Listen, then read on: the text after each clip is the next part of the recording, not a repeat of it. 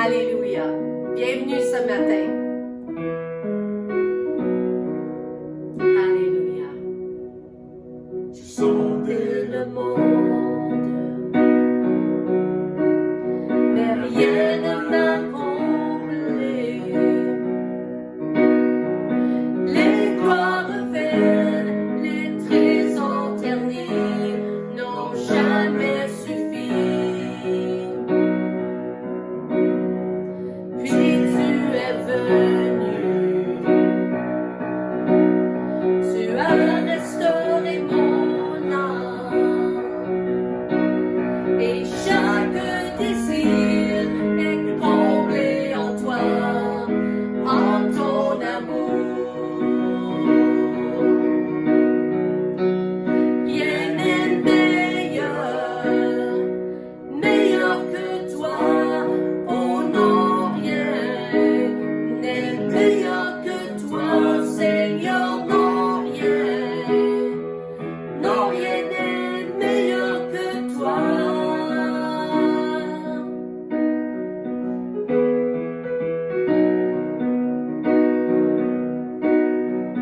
je Viens sans peur, disposer mes faiblesses,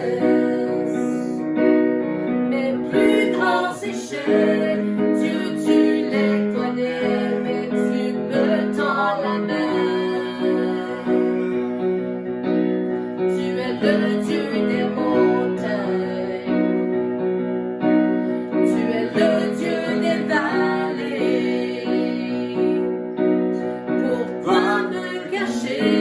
Ta grâce infinie saurait me trouver. Rien n'est meilleur que toi. Oh non, rien n'est meilleur que toi, Seigneur.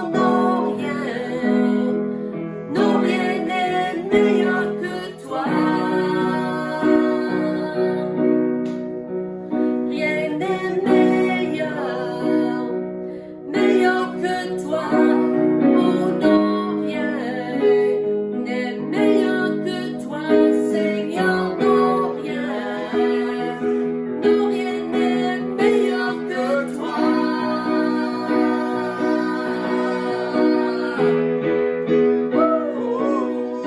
Alléluia. change Le deuil en victoire, descendrez verge l'espoir. La honte est changée en gloire. Seigneur, toi seul peux le faire.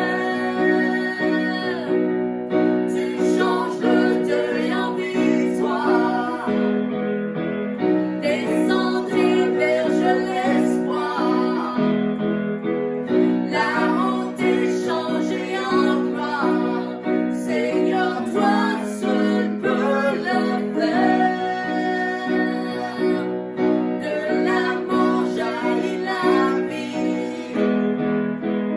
Par ta voix les eaux revivent. Dans les flots s'ouvre un chemin. Seigneur, toi seul peux le faire. Seigneur, toi seul peux le faire.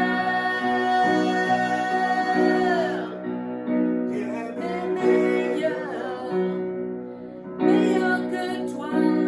Oh non, rien n'est meilleur que toi, Seigneur. Non, rien n'est meilleur que toi. Rien n'est meilleur que toi. Oh non, rien n'est meilleur que toi, Seigneur. Non, rien n'est meilleur que toi.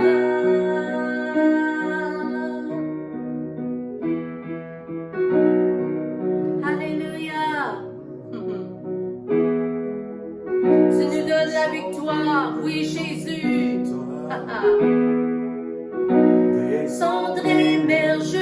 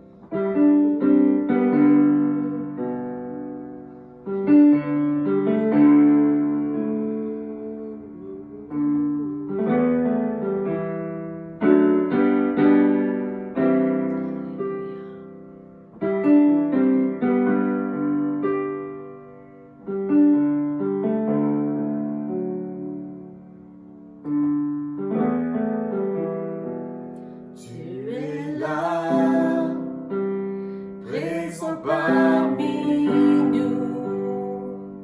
Oui, je t'adore. Oui, je t'adore. Tu es là, agissant parmi nous. Oui, je t'adore. Oui, je t'adore. Tu es là, présent parmi nous. Oui, je t'adore. Oui, je t'adore. Tu es là, agissant parmi nous. Oui, je t'adore. Oui, je t'adore. Tu fais un chemin au Père des miracles. Tu tiens tes promesses, lumière dans les ténèbres. Mon Dieu, c'est ce que tu es. Tu fais un chemin au Père des miracles. Tu tiens tes promesses, lumière dans les ténèbres. Mon Dieu, c'est ce que tu es là, tu restaures les torts brisés. Oui, je t'adore. Oui, je t'adore. Tu es là, transformant toutes les vies. Oui, je t'adore. Oui, je t'adore. Tu es là, tu restaures les destinées. Oui, je t'adore. Oui, je t'adore. Tu es là, tu respectes nos vies. Oui, je t'adore. Je t'adore. Tu fais un chemin au Père des miracles. Tu tiens tes promesses, lumière dans les ténèbres. Mon Dieu, c'est ce que tu es. Tu fais un chemin au Père des miracles. Tu tiens tes promesses, lumière dans les ténèbres. Mon Dieu, c'est ce que tu es. C'est ce que tu es. C'est ce que tu es. C'est ce que tu es. C'est ce que tu es.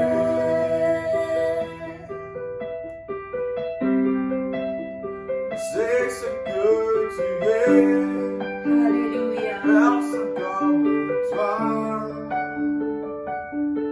Jésus, Jésus. Alléluia. Alléluia, alléluia. Oh, oui, Jésus. Et quand je ne le vois pas, Tu es là, et quand je ne le sens pas, tu es là. Tu agiras encore. Tu agiras encore. Et quand je ne le vois pas, tu es là. Et quand je ne le sens pas, tu es là. Tu agiras encore. Tu agiras encore. tu agiras, Oui, tu Seigneur. agiras encore. Tu agiras encore. Tu agiras encore. Tu feras un chemin au Père des miracles, tu tiens tes promesses, lumière dans les ténèbres. mon Dieu. C'est ce que tu es. Tu feras un chemin au Père des miracles.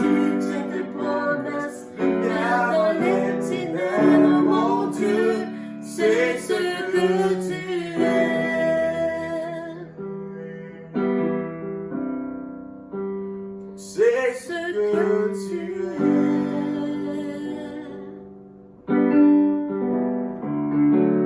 C'est ce que tu es.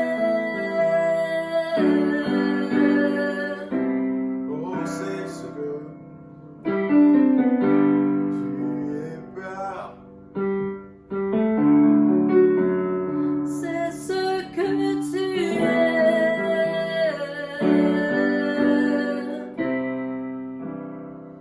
Alléluia, alléluia.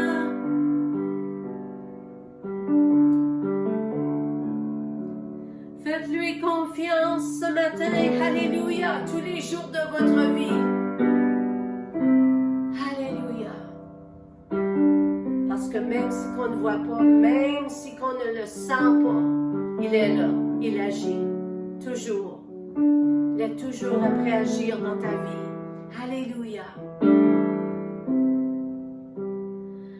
Je te fais confiance, Seigneur. Je te donne ma vie.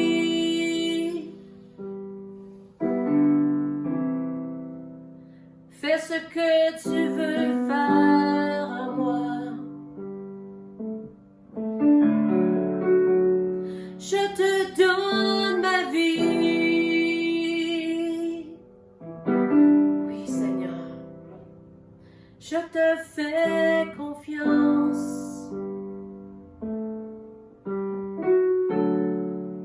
Je vais te suivre toute ma vie, oui. Car tu es bon, Seigneur. Je peux te faire confiance. Oui, Seigneur Jésus. Alléluia, alléluia, alléluia. Alléluia, alléluia, alléluia. Oh,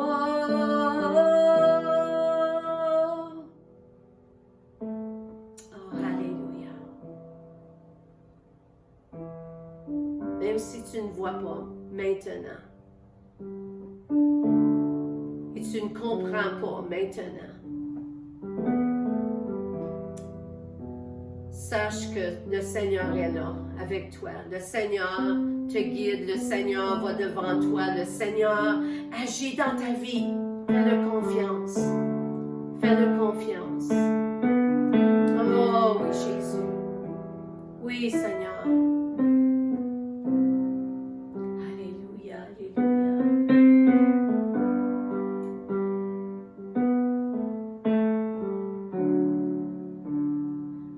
Je mets ma vie dans ta main, dans tes mains, Seigneur.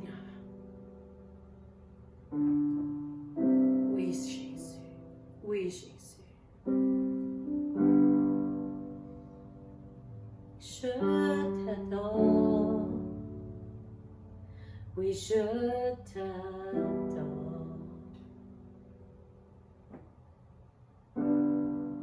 Alléluia.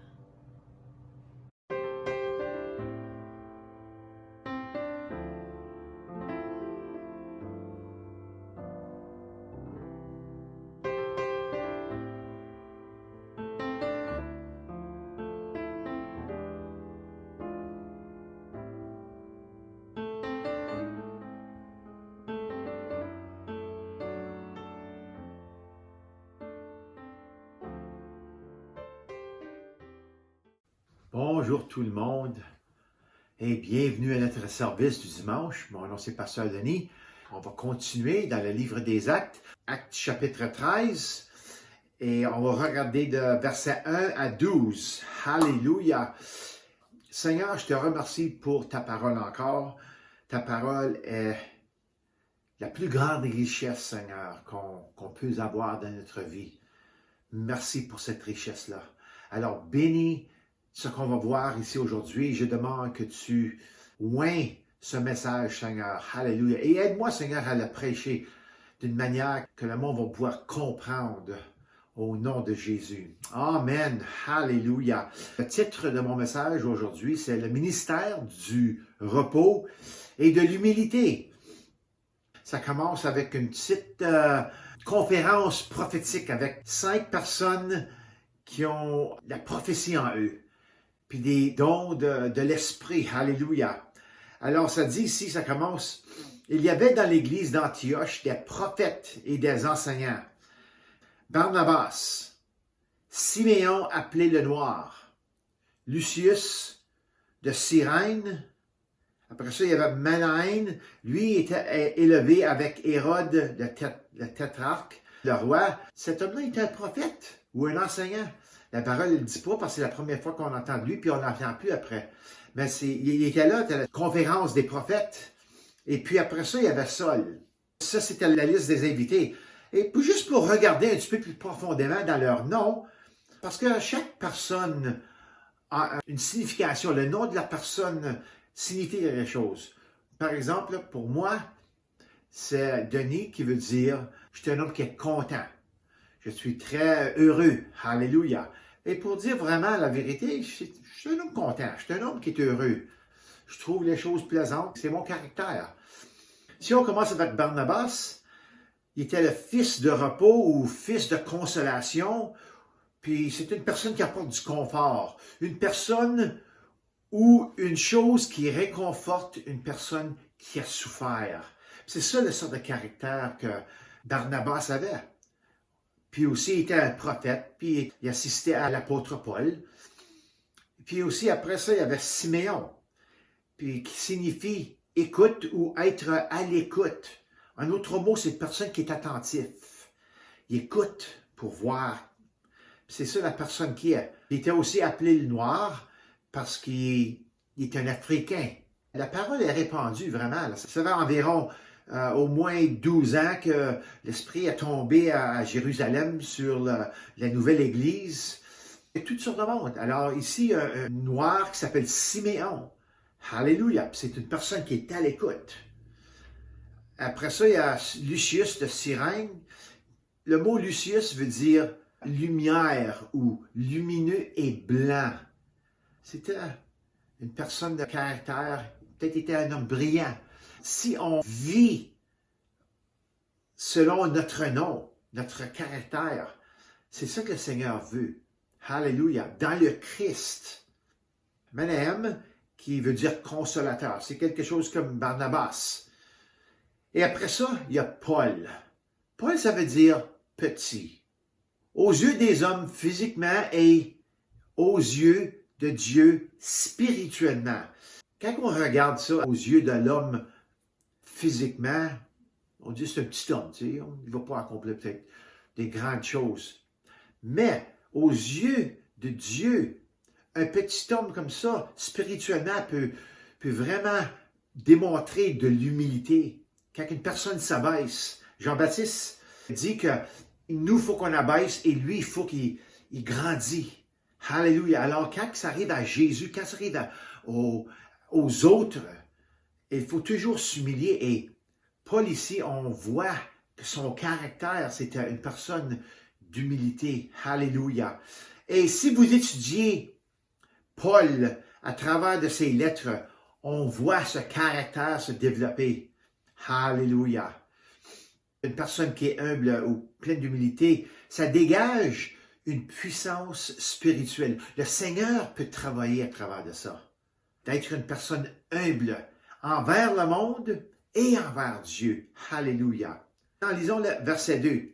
Pendant qu'il rendait un culte ou faisait du ministère au Seigneur et qu'il jeûnait, le Saint-Esprit dit, « Mettez-moi à part Barnabas et Saul pour la tâche à laquelle je les ai appelés. » Ça, c'est quelque chose qui mijotait dans l'esprit ici. C'est pas quelque chose qui arrive instantanément ou quelques minutes plus tard. Ça a pris quelques jours. Quand il faisait du ministère au Seigneur, il priait, il jeûnait. Alléluia. Et pendant ce temps-là, quelque chose est arrivé. Le Saint-Esprit est arrivé à eux autres, puis dans leur cœur, puis il dit, mettez-moi à part Barnabas et Saul pour la tâche à laquelle que je les appelés. Tous ces hommes ici rendaient un culte, faisaient du ministère au Christ à leurs propres frais. C'est ça que ça veut dire vraiment. Ils ont servi le Seigneur. Nous devons apprendre à faire confiance à Dieu pour tout. Parce que c'est pas toujours, je vais travailler pour le Seigneur, puis je vais recevoir un gage. Oui, tu vas peut-être recevoir quelque chose, mais tu ne sais jamais quand est-ce que ça va arriver. Le Seigneur est toujours sous le contrôle. Alléluia. C'est lui qui pourvoit. Alors, vraiment, le mot ministère, ça veut dire de travailler pour le Seigneur, à tes frais. Alors, le Seigneur nous met vraiment à la tâche de vivre par la foi. Il pourvoit et protège ceux qui lui font confiance dans sa totalité. Parce que c'est seulement lui qui est important dans notre vie. Tous les autres, après ça, ça tombe en place. Si on rend culte à lui et on prend le temps de prier, de jeûner, de prendre le temps dans sa parole, on va voir les affaires de notre vie tomber en place. Alléluia.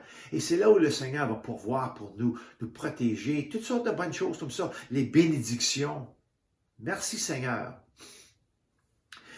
C'est ce que le ministère à Jésus devrait réellement signifier pour nous en tant que croyants. Le mot culte ou le mot ministère ici veut dire liturgie ou en grec liturgéo. C'est un verbe signifiant servir l'État à ses frais et implique de ne rien attendre en retour. Pour assumer et d'exercer une fonction qui doit être administrée à ses propres frais. C'est ça que je viens de dire. Alors, on ne rentre pas comme chrétien pour voir qu'est-ce que le Seigneur peut faire pour nous. On rentre dans le ministère, on sert le Seigneur, on est serviteur du Seigneur parce qu'il nous aime, parce qu'il nous a sauvés. On a une grande dette à payer. Alléluia. En ce qui nous concerne, ceux qui sont nés de nouveau, nous, spirituellement, cela signifie de servir le Christ, que ce soit par la prière, nos études bibliques ou en instruisant les autres sur la voie du salut, ou d'une autre manière comme la jeûne, pour se donner, se consacrer à lui. Alléluia. Et ça parle aussi de ceux qui aident les autres avec leurs ressources, leurs richesses pour soulager leur pauvreté. C'est bon d'avoir les mains ouvertes. Gardez les mains ouvertes parce que le Seigneur va peut-être nous demander « Hey, j'ai besoin que tu donnes cette chose-là à cette personne-là parce qu'il a besoin. J'ai besoin que tu ouvres ton portefeuille puis lui donner un certain montant. » On ne sait jamais qu'est-ce que le Seigneur veut qu'on fasse. Il faut toujours être prêt et être obéissant. Alléluia. C'est ça la partie de la vraie liturgie. C'est un verbe d'action. C'est ce qui nous sommes, c'est comment nous devenons. C'est comment nous devenons plus comme Jésus. Merci Seigneur.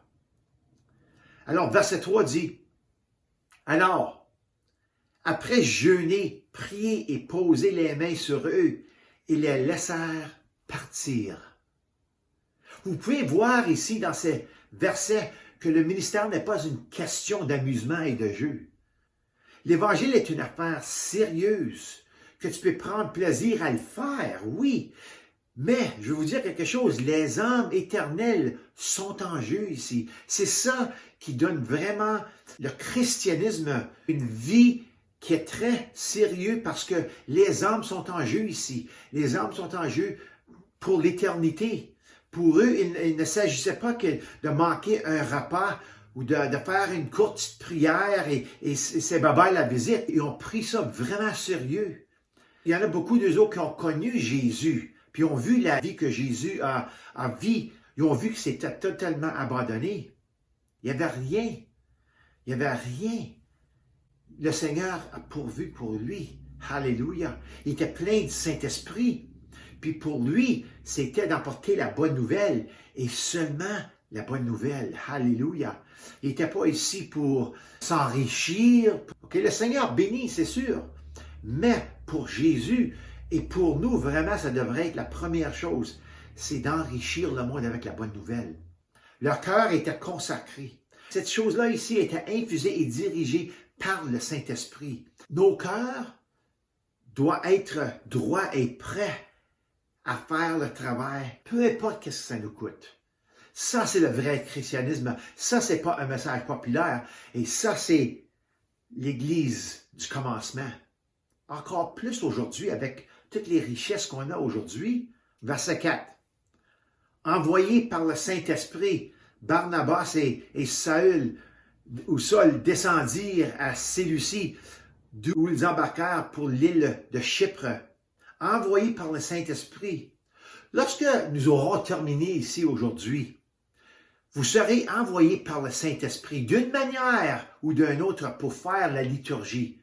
Écoutez là, si vous écoutez vraiment le Saint-Esprit, il y a toujours quelque chose après un sermon, après un message, après une étude, après un temps de prière, après prendre le temps avec lui, de nous envoyer en quelque part faire quelque chose. OK? Autrement connu sous le nom de ministère de l'Évangile. Si c'est même faire une carte pour ton voisin, parce que peut-être il manque quelque chose. On ne sait jamais. Ça peut être toutes sortes de choses. Verset 5 dit, « Arrivés à Salamine, ils annoncèrent la parole de Dieu. » Ça, c'est sur l'île de Chypre, OK? Dans les synagogues des Juifs. Ils avaient aussi Jean ou Marc, qui s'est surnommé Marc, pour aide. On voit ici qu'ils n'ont pas perdu de temps. Ils partent de Séleucie, ils arrivent à Salamine, et tout à coup, ils sortent du bateau et ils rentrent dans la synagogue. Ils trouvent la synagogue, ils ne perdent pas de temps. Ça, c'est une chose qui décrit Paul ici. Paul était vraiment de ce caractère-là. Ce n'était pas un lambineux, ce n'était pas un étudiant relaxé. L'Évangile, c'était sa business, ça. Verset 6 dit, « Ensuite, ils traversèrent l'île jusqu'à Paphos, où ils trouvèrent un magicien, un prétendu prophète juif appelé Bar-Jésus. Il faisait partie de l'entourage du gouverneur Sergius Paulus, un homme intelligent. Ce dernier, Sergius Paulus, fit appeler Barnabas et Saul et exprima le désir d'entendre la parole de Dieu. Là, ça commence à mijoter ici, là. Il y a l'action qui est prête, il va venir là. C'est vraiment intéressant. Alléluia. On voit ce qui est arrivé au commencement. Ils ont eu une conférence prophétique, ils ont jeûné, ils ont prié. Puis après ça, le Saint-Esprit les a séparés. Sépare-moi Barnabas et Paul. Puis j'ai un ministère pour eux. Puis après ça, ils ont parti. Puis les voilà ici. Ils sont en train de venir devant Sergius Paulus. Verset 8 dit, « Mais Élymas, le magicien, c'est en effet... » Ce qui signifie son nom, c'était vraiment son nom, Élymas, le magicien, s'opposait à eux et cherchait à détourner le gouverneur de la foi. Alors le gouverneur, il aimait Paul, puis il aimait Barnabas, mais le magicien ici, il s'est rentré dans une craque là-dedans, là. Il commençait à s'opposer à Paul et Barnabas, ce qui concerne la parole de Dieu.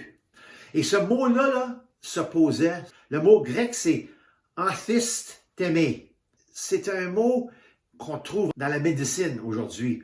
C'est les antihistaminiques. Ça, c'est des médicaments souvent utilisés pour soulager, d'opposer les symptômes d'allergie comme le rhume ou la fièvre, des foins, l'urticaire et les réactions aux piqûres d'insectes ou les piqûres d'abeilles, des affaires comme ça. Regarde ce que Job 4:7 dit, parce que ça peut être utilisé les deux manières. Là, le diable, à travers Élymas, il s'opposait à eux. Ça dit, soumettez-vous donc à Dieu, mais résistez au diable. Ça, c'est le même mot. C'est le même mot, antistémie.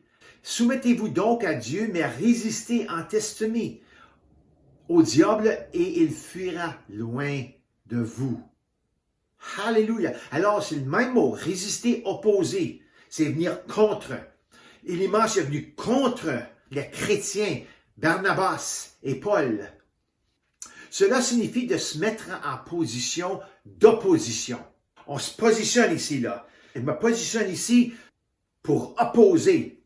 On est supporté par la puissance de Dieu pour opposer ce que l'ennemi vient contre nous. OK, c'est de résister. Comprenez ceci, OK, ce matin.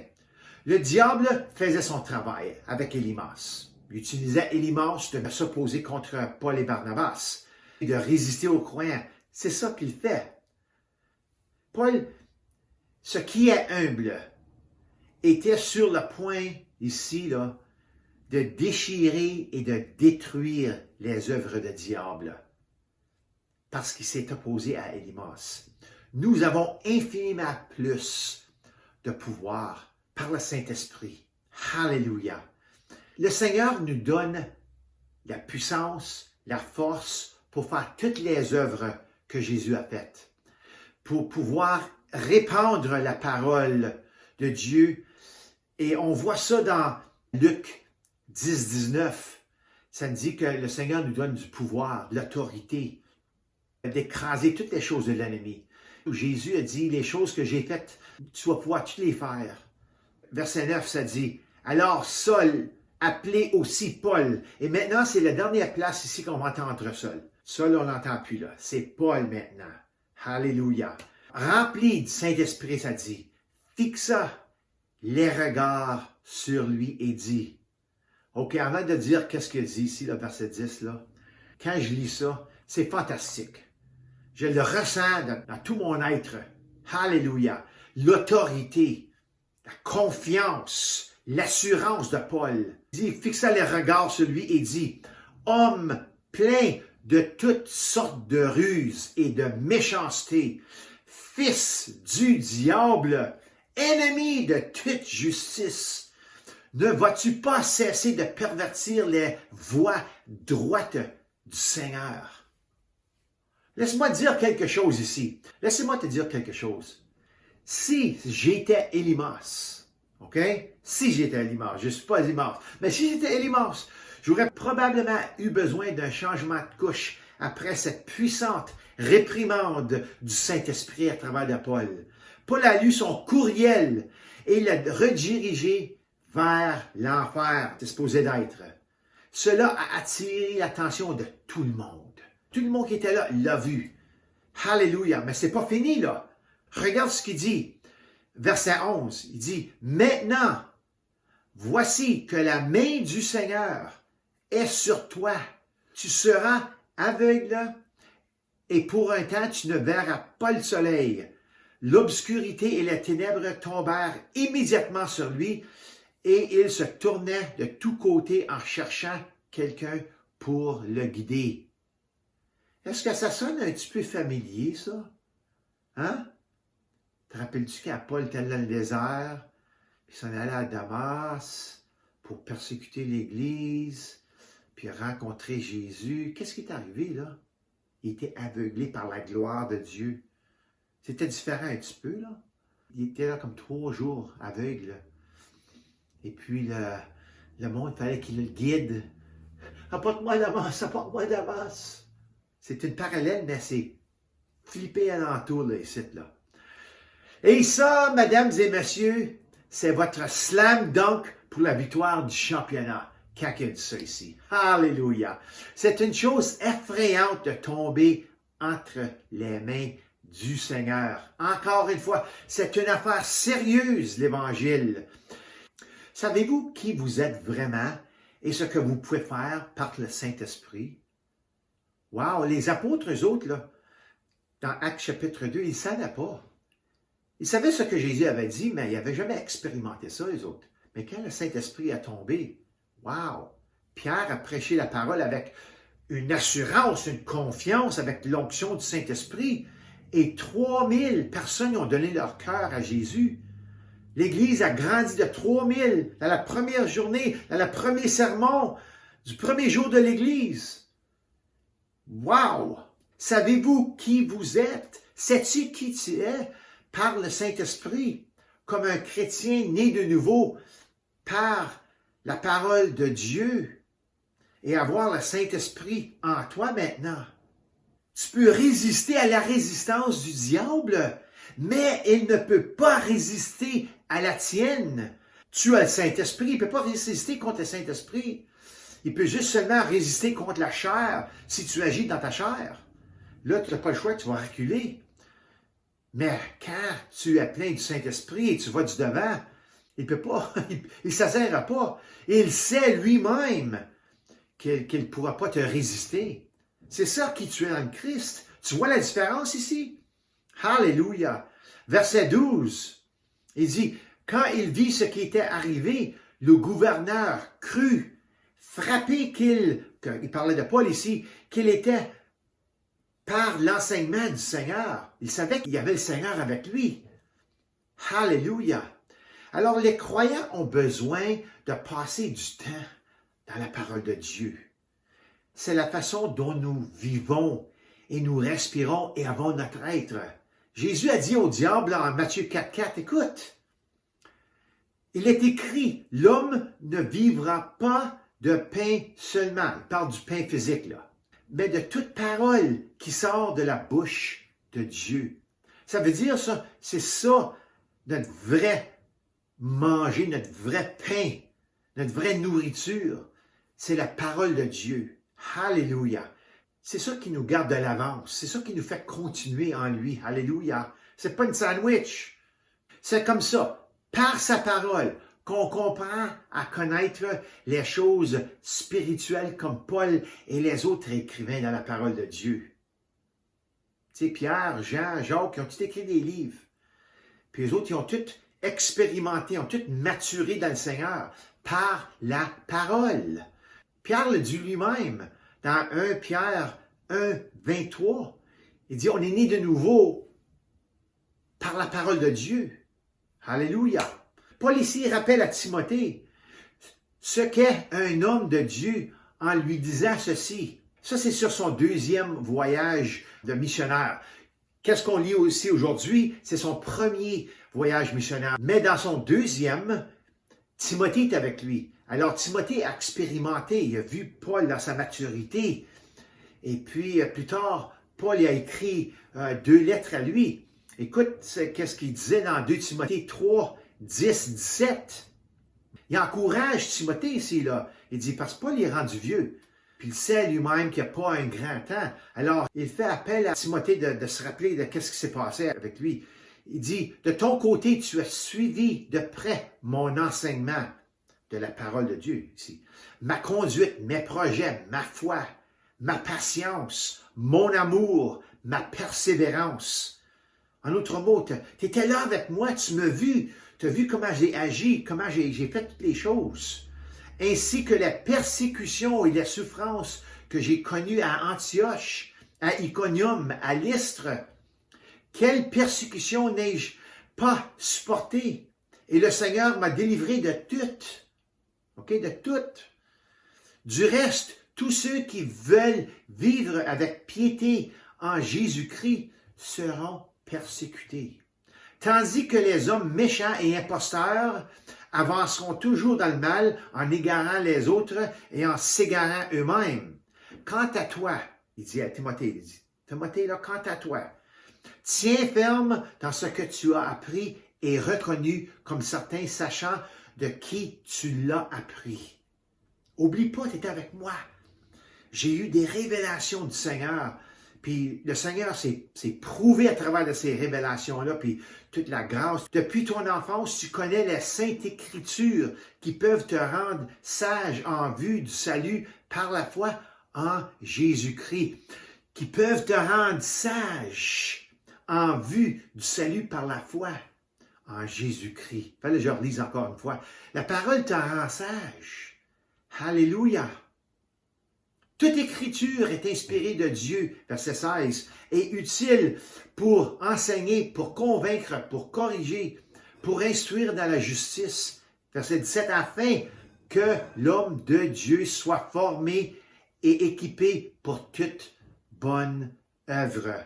Vous voyez comment important la parole de Dieu est pour votre vie? Ta vie est importante pour le Seigneur. Et pour continuer dans la parole, pour devenir, on dirait comme Paul, disons Paul comme un exemple, il faut avoir la parole de Dieu en toi. Il faut que tu aies une onction et instruit dans la parole, alléluia, et faisant le ministère du Seigneur, être obéissant à lui. Regardons au ministère du repos et de l'humilité. Vous voyez, Barnabas et Paul, dans leur vrai caractère, à leur nom, ont montré d'innombrables fois ce qu'était leur caractère. On va commencer par Barnabas, le fils du repos, le fils de consolateur ou d'encouragement. C'est ça son caractère était. Puis on voit ça dans Actes chapitre 4, verset 36. C'est là où Barnabas entre en scène dans le Nouveau Testament. Avec l'aide du Seigneur, il a facilité la vie de beaucoup grâce à ce formidable caractère divin. Quand vous avez cette sorte de caractère-là, c'est là pour vous, pour bénir les autres. Alléluia. Le Seigneur veut que le monde voit son esprit, son caractère en toi. Alléluia. Comme moi, c'est Denis, c'est un homme qui est content, heureux. Alléluia. Et c'est moi. Ça, c'est mon caractère. Et de cette manière-là, le monde peut voir que c'est un homme content, c'est un homme qui est heureux. Alléluia. Il doit y avoir quelque chose de spécial à propos de lui. Oui, c'est vraiment le Seigneur qui me donne la raison d'être heureux. Merci Seigneur. Alléluia. Tu es un bon Dieu. On est serviteur d'un bon Dieu. Tu es bon Seigneur. Alléluia. Mais lorsque nous échouons ou manquons de certaines capacités, la frustration survient des fois. Et nous avons besoin d'encouragement. On a la tête basse des fois, puis ça va pas bien, toutes les choses, je dirais, vont mal. On a besoin d'encouragement. Le diable aime venir dans nos situations qu'on a ratées, échouées, pour nous condamner et nous décourager. C'est ça qu'il fait. C'est sa job. C'est son boulot. Il envoie quelqu'un, il envoie la chair, il envoie quelqu'un pour nous condamner. Il nous parle dans notre esprit, dans notre tête, puis il nous dit « T'es bon, rien, tu vas jamais arriver à rien. Là, t'as raté ça, t'as échoué ça. » On a besoin de Barnabas. C'est une grande pousse positive pour quelqu'un quand nous pouvons entrer dans une situation qui semble sans espoir et rétablir l'espoir en encourageant le cœur des gens. Alléluia! On peut tout avoir cet esprit-là. C'est pas juste pour Barnabas, il n'est pas le seul fils de repos, fils d'encouragement. Il n'est pas le seul. Il y en a beaucoup d'entre nous. C'est un ministère conçu pour libérer la paix, le repos et l'espoir dans ce monde. Il y en a beaucoup qui prennent les échecs durs, ce qui les empêche de se relever et de recommencer. Le Seigneur sait exactement ce qui se passe à l'intérieur de ton cœur. Et il est capable, par l'intermédiaire de son Barnabas, en dehors là-bas, en quelque part, donc ça peut être toi, tu peux être un Barnabas, de restaurer et de reconstruire ce qui a été démoli par le diable. Des fois même, c'est par notre propre stupidité, mais le Seigneur, par sa grâce, veut nous relever, il veut nous épousseter, puis il veut nous envoyer du devant. Alors, il y a un Barnabas qui peut venir. Tout ce qui ne va pas dans nos vies est en passe d'être reconstruit, d'être restauré. Et tout ce qui est bon en nous, dans nos vies, peut être amélioré et rendu encore meilleur.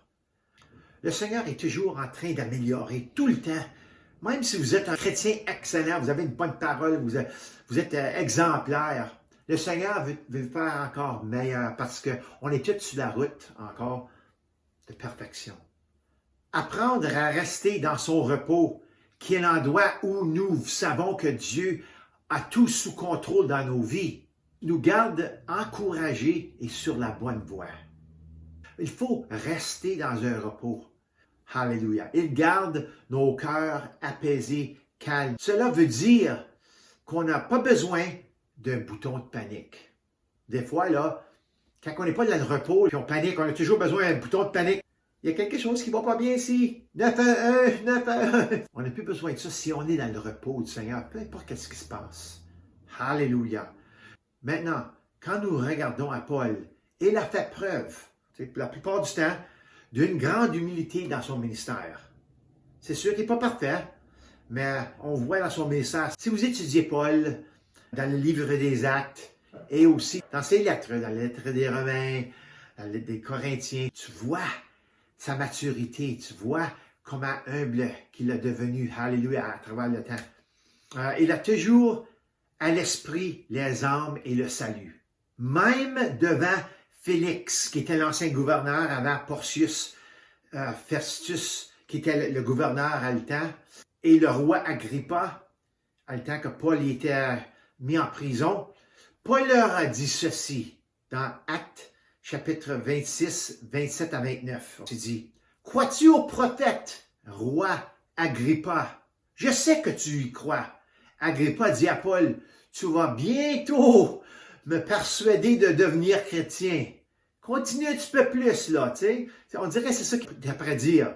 Paul répondit, « Que ce soit pour bientôt ou que ce soit pour plus tard, je prie Dieu que non seulement toi, mais encore tous ceux qui m'écoutent aujourd'hui, vous deveniez comme moi, à l'exception de ses chaînes, parce qu'il est enchaîné. Il était un prisonnier. Ça c'est spécial, ça, ici. Alors même qu'il se tenait devant ceux qui l'avaient enchaîné et emprisonné, il l'appelait à leur salut. Il voulait là, vraiment qu'ils se donnent tout leur cœur à Jésus. C'est ça, c'était son cœur. Il s'est volontairement humilié devant le plan de Dieu. Sa vie ne signifiait rien pour lui, sauf faire la volonté de Dieu. Peu importe quelle situation c'était. Alléluia. Il aurait pu dire à Élymas le sorcier qu'il serait aveugle pour le reste de sa vie, mais il ne l'a pas fait. Il reverrait le soleil de sorte qu'il pourrait peut-être voir Jésus, le Fils. Alléluia.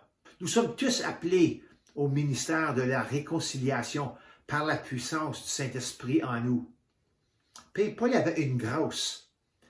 Merci Seigneur pour la grâce que Paul a démontrée envers ce magicien-là, ce fils du diable-là, comme il disait. Okay? Pour une chance à lui de devenir un serviteur de Jésus-Christ. On ne sait pas s'il est devenu comme ça, mais la grâce était là pour lui. Alléluia. Nous sommes tous appelés ici au ministère de la réconciliation. C'est par la puissance du Saint-Esprit en nous. Paul a dit aux anciens de l'Église d'Éphèse, avant d'aller à Jérusalem pour témoigner de Jésus, dans Actes 20, 24 à 27, écoute ce qu'il dit. Il dit, « Mais je n'y attache aucune importance et je ne considère pas ma vie comme précieuse. » Qui peut dire ça vraiment? Excepté une personne qui est totalement abandonnée à Jésus. « Pourvu que j'accomplisse avec joie ma course et le ministère que le Seigneur Jésus m'a confié, annoncer la bonne nouvelle de la grâce de Dieu. » C'est vraiment une place d'humilité ici, là. « Désormais, je le sais, vous ne verrez plus mon visage, vous tous au milieu, de qui j'ai passé en prêchant le royaume de Dieu. C'est pourquoi je vous déclare aujourd'hui que je suis pur du sang de vous tous. » En anglais, ça veut dire de tous les hommes. Je suis pur du sang de tous les hommes. Je vais lire 27:6. Car je vous ai annoncé tout le plan de Dieu sans rien en cacher. Paul est une sorte de caractère d'homme que s'il y avait un homme en chemin, une famille, un groupe de personnes en chemin ici et là, tout le monde dans sa voie, dans son périmètre, dans son voyage de missionnaire qui était là, ils ont au moins entendu la parole de Dieu. C'est pour ça qu'il peut dire « Je suis pur du sang de tous les hommes ». Vous voyez, la grâce était partout sur lui dès le premier jour. Parce que lui, il ne savait pas que Jésus était encore en vie sur le chemin de Damas. Lui, là, il était pharisien au coton, au plus, au maximum. Lui, c'était d'arrêter ce groupe de fanatiques-là, ce groupe de personnes qui prêchaient différentes paroles qu'eux autres avaient appris la loi de Moïse.